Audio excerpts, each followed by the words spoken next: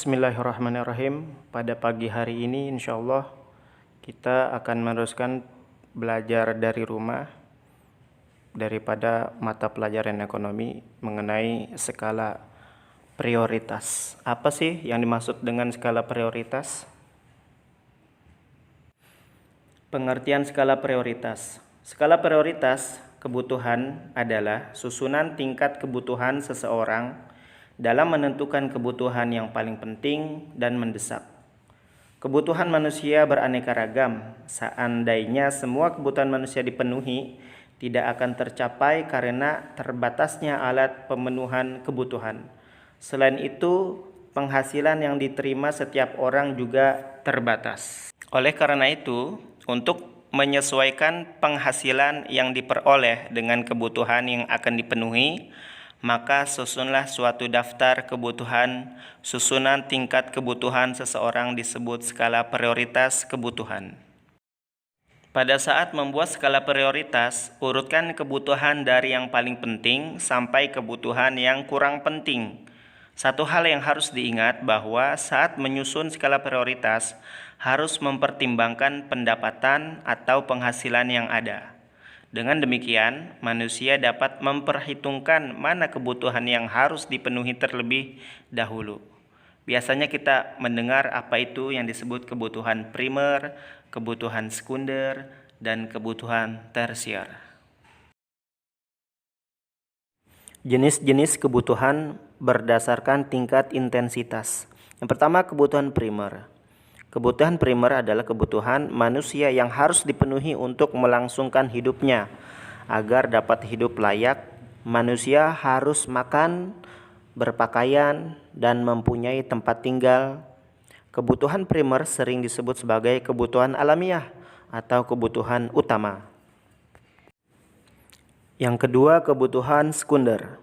Kebutuhan sekunder atau kebutuhan pelengkap adalah kebutuhan yang dipenuhi setelah kebutuhan primer. Contohnya, manusia perlu melengkapi diri dengan sepatu, tas, dan peralatan untuk bekerja. Yang terakhir, kebutuhan tersier. Kebutuhan tersier adalah kebutuhan yang bersifat mewah.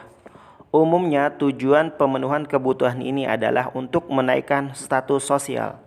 Kebutuhan mewah dipenuhi setelah kebutuhan primer dan sekunder telah terpenuhi. Sebagai contoh, penggunaan mobil mewah bukan lagi bertujuan sebagai sarana transportasi tetapi untuk menunjukkan status sosial. Penggunaan perhiasan mahal atau tinggal di apartemen mewah juga dapat menaikkan status sosial pengguna. Contohnya kalau kalian di pondok pesantren itu biasanya dapat uang bulanan kan? Atau mingguan atau uang harian lah dari orang tua. Nah, dari uang yang diberikan dari orang tua itu dalam jangka waktu yang telah ditentukan, kalian pergunakan uang tersebut kepada hal-hal yang paling penting terlebih dahulu. Misalnya ada pembayaran sekolah, nah, kalian bayar terlebih dahulu bayar sekolah. Atau setiap harinya kalian jajan. Jajan ini penting karena untuk makan, maka kalian prioritaskan dulu untuk makan. Setelah itu baru kebutuhan-kebutuhan yang tidak terlalu penting. Jadi diefisienkan kalian dalam penggunaan uang yang telah diberikan oleh orang tua kalian masing-masing.